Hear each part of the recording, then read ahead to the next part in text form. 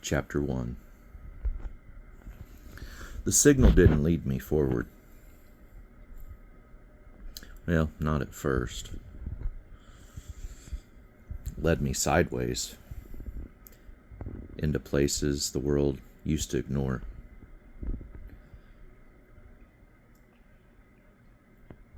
After the jump, direction stopped meaning what it used to.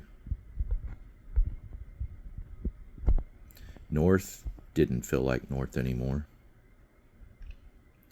Distances stretched and folded like memory itself had been rewritten.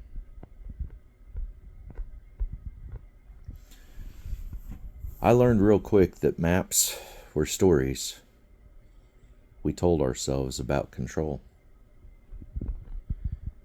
And control was gone. The desert carried a different silence now. Before, silence meant emptiness. After the jump, silence felt alive. The wind moved carefully, as if it were listening. Sand shifted without rhythm. Even my footsteps sounded unfamiliar, like someone else walking just behind me. For the first 2 days, I convinced myself the signal was equipment failure. A damaged receiver buried somewhere in my pack, a dying battery refusing to let go. That explanation felt safe, logical, temporary. But logic started failing, one piece at a time. The signal returned every evening, always at dusk, never during daylight, never at full dark. Only in that fragile moment where the world couldn't decide whether it was ending or beginning. It started as static, soft, almost polite. Then, beneath the static, a tone. Low, steady, waiting. The first time I noticed it, matching my footsteps, I stopped walking entirely. And the tone stopped too. I remember standing there for a long time, listening to nothing, waiting for proof I wasn't losing my mind. When I walked again, the signal followed. Not louder, not closer, just present. Like a companion refusing to introduce itself. I told myself exhaustion could do strange things to perception. Sleep deprivation, shock, survivor response. Training always had explanations. But training belonged to a world that no longer existed. By the third day, the landscape had began changing. Not dramatically, not like a disaster movie or anything that sudden. Subtle changes. Hills where plains used to be, rock formations twisted at impossible angles, Old highways bending gently into sand as if they had grown tired of being roads. That's when I found it.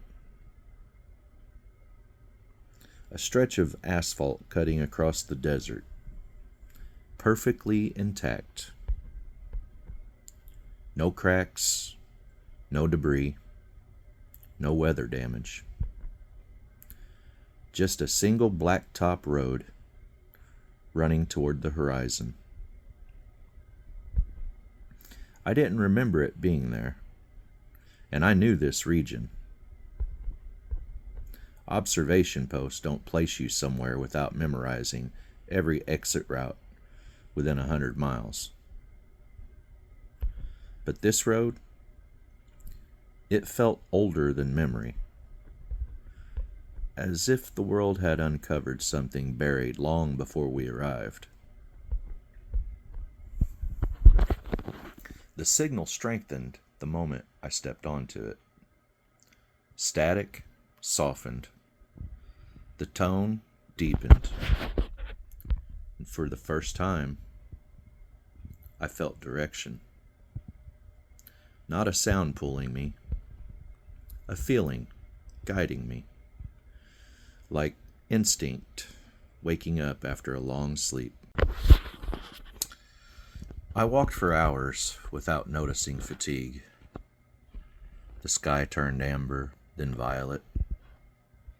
Stars appeared slowly, cautiously, as though unsure they were allowed to return. And that was when I guess that's when the fear finally caught up with me. Not fear of danger, fear of meaning. Because if the signal was real, then someone else survived. And if someone else survived, then whatever happened to the world wasn't random. This thought stayed with me as night settled in. I remember the exact moment doubt almost won. I stopped walking, sat on the edge of the road, looked back toward the darkness I had crossed. There was nothing behind me. No lights. No civilization. No proof humanity had ever existed. Just wind moving across an unfinished world. I almost turned around, almost decided survival meant isolation. Almost convinced myself hope was more dangerous than loneliness. Then, the signal changed. The static parted like curtains opening, and for the briefest moment, I heard music. Not loud, not clear, just a fragile sequence of notes struggling to exist. Human, unmistakably human. Every hair on my arm stood up. Because music requires intention. Music requires emotion. Music means someone chose to create instead of merely survive. I stood without really realizing I had moved. Staring at the road ahead seemed brighter somehow, reflecting starlight that shouldn't have reached it yet. The signal pulsed again, closer now. Alive. And in that moment, something inside me shifted.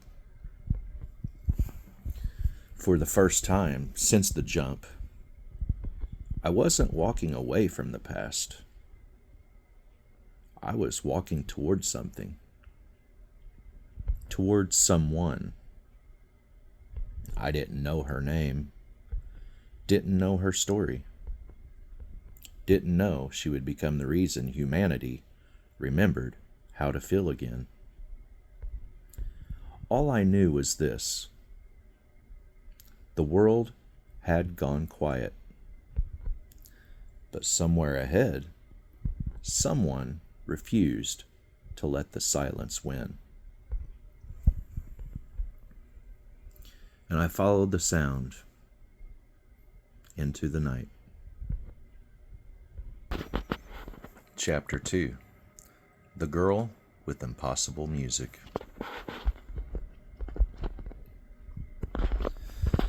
The music didn't sound like something meant to survive the end of the world.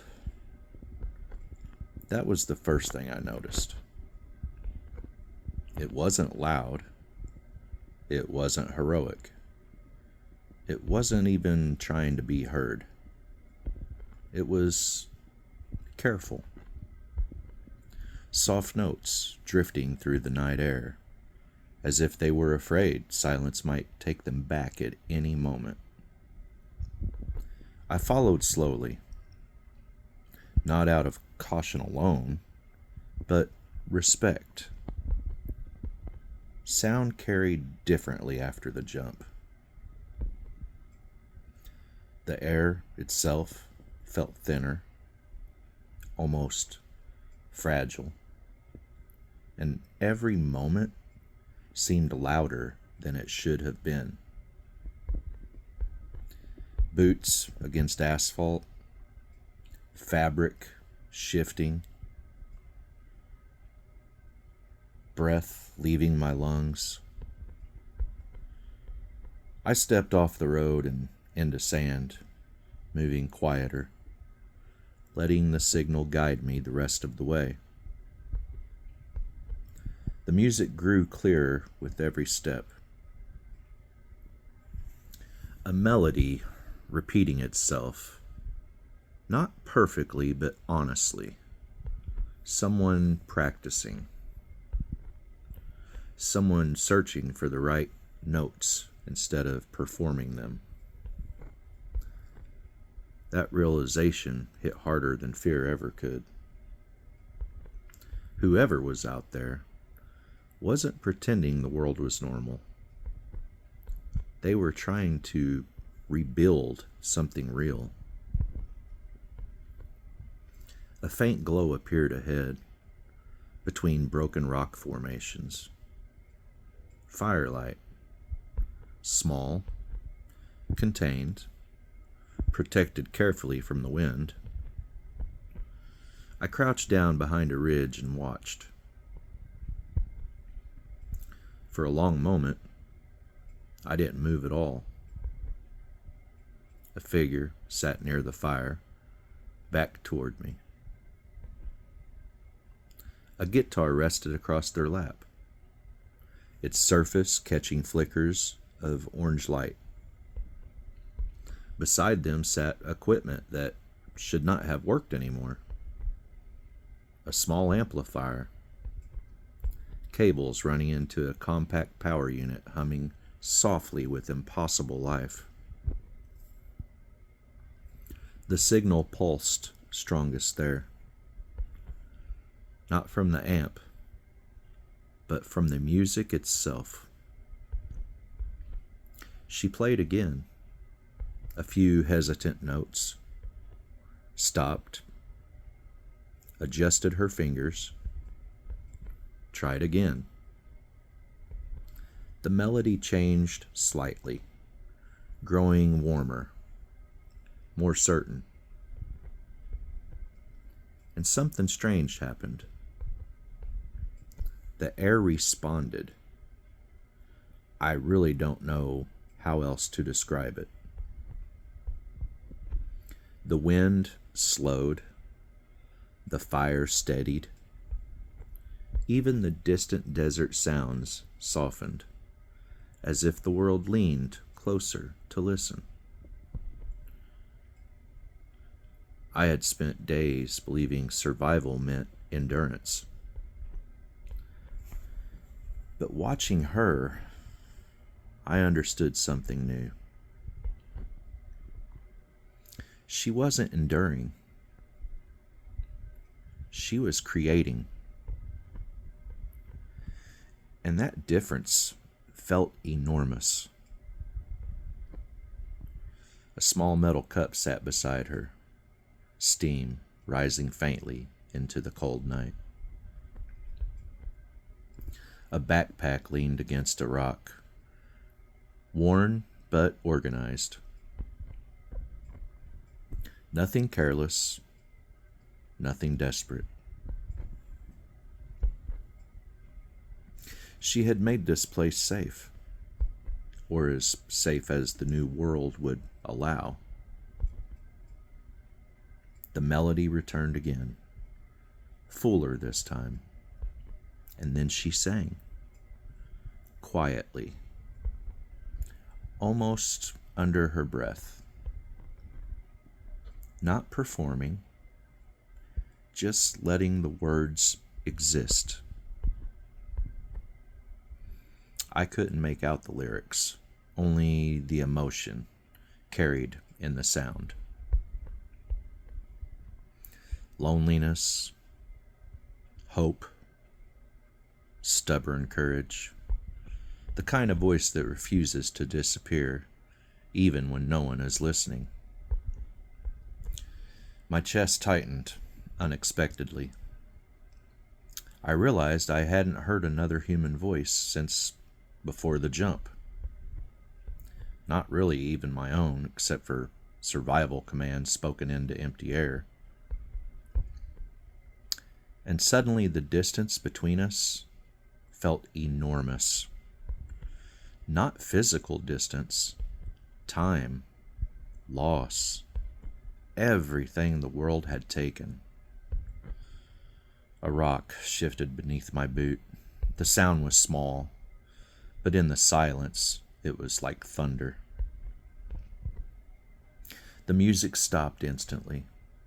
Her head turned toward the darkness, toward me. The firelight caught strands of soft pink hair moving in the wind. She didn't panic. She didn't run. She simply waited, listening. The guitar rested quietly in her hands, ready but not defensive. I stepped forward slowly, hands visible, every movement deliberate. For a moment, neither of us spoke. Two survivors measuring the reality of each other. The signal pulsed once more, stronger than ever, and I understood something impossible. I had never been guiding myself to a location. Whatever this thing that was guiding me to her. Her eyes studied me carefully, searching for a threat, for truth. Maybe for confirmation she wasn't alone anymore either. The fire cracked softly between us. Finally, she spoke. Her voice was calm, steady, tired in the way only survivors understand. And she said, "I was wondering if someone else could hear it." The words settled into the night like they had always belonged there. I almost laughed from relief, not because anything was safe, but because humanity still existed. "I followed the signal," I said, quietly. She nodded, as if that answer made perfect sense. "Yeah," she said. "Me too." The wind moved again, gently now. The world no longer felt empty. And for the first time since everything had changed, silence didn't feel like loneliness. It felt like space waiting for something new to begin. Chapter 3. The Fire Between Survivors. For a while, neither of us said anything. Words felt unnecessary. The fire filled the silence gently, its crackling, steady, and familiar, like an old language both of us still understood. I stayed a few steps away at first, close enough to feel warmth, far enough to respect uncertainty. Survival teaches distance before trust. She adjusted a piece of wood in the fire, moments calm and practiced, like someone who had learned patience the hard way. The guitar rested beside her now, strings still humming faintly from the last note she played. Even after the sound faded, the feeling remained. I realized the signal hadn't disappeared. It hadn't changed. No longer pulling, no longer searching, just present. Like a heartbeat shared between two people who finally found each other in the dark. "You've been walking a long time," she said quietly, eyes still on the fire. It wasn't a question. I nodded anyway. Since before everything changed. She understood immediately. Survivors learn to recognize truth without explanation. She handed me the metal cup beside the fire. Warm liquid, faintly sweet, real. I hesitated only a second before accepting it. The heat spread through my hands first, then deeper, grounding me in a way I hadn't felt since before the jump. "I wasn't sure anyone else made it," I admitted. The words sounded strange, spoken aloud, heavy, like they had been waiting days to exist. She gave a small half smile, not cheerful, but understanding. "I figured someone had to," she said. "The signal wouldn't exist otherwise." I looked toward the amplifier again. Its small indicator light glowed steadily, impossible against the laws the old world followed. "That thing shouldn't work," I said. She shrugged lightly. "Yeah, I know." No explanation, no attempt to solve it, just acceptance. And somehow that felt more honest than any answer could have been. The fire popped softly, sending sparks upward into the night. Above us, the stars looked clearer than I remembered, brighter, closer, rearranged into patterns that felt unfamiliar yet intentional. After a moment, she picked up the guitar again. Not to perform, just to hold. Her fingers brushed the strings, absent-mindedly, producing soft tones that blended with the wind. "I started hearing it the first night," she said, "right after everything went quiet." "The signal?" She nodded. "At first, I thought it was my head, like grief making noise." She played a gentle chord. The air responded again, subtle but undeniable. The fire leaned slightly toward the sound. I noticed it this time. She noticed me noticing. See, she said softly, I'm not imagining it. I shook my head slowly. No, I said, you're not. The realization settled between us. Music wasn't surviving the new world. It was interacting with it. Neither of us tried to explain any of this out loud. Some truths need time before language can hold them. The melody she played shifted, warmer now, steadier, less searching, more belonging.